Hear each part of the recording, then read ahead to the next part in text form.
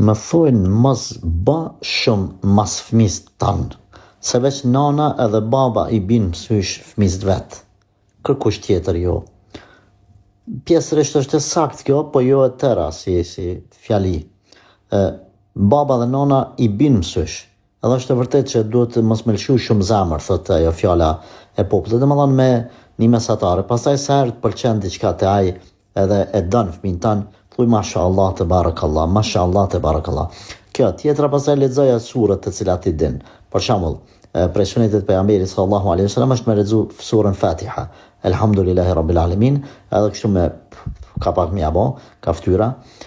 Pastaj kul huwallahu ahad, qul a'udhu birabbil falaq, qul a'udhu birabbin nas, nga 3 herë ose nga 7 herë, në secilën herë kështu i fryn ka pak në fytyrë.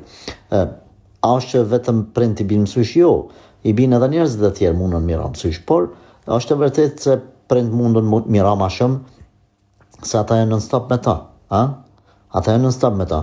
Dhe tash ai personi huj që vjen herë në muj, ai nuk mund mira për ditë mësysh, ti bjen për ditë, se ti rrin në stop. Ai një herë në muj rrin mundët mira mësysh edhe ai. Prandaj nga ky aspekt themi po edhe plus ti e don fëmin ton ma shumë edhe lëshon zemër, edhe mundesh mira mësysh, por i lexon inshallah taala Kur'an. Nëse i bën dobi mirë, nëse jo, që e të nejhojgjë, edhe mirët e trajton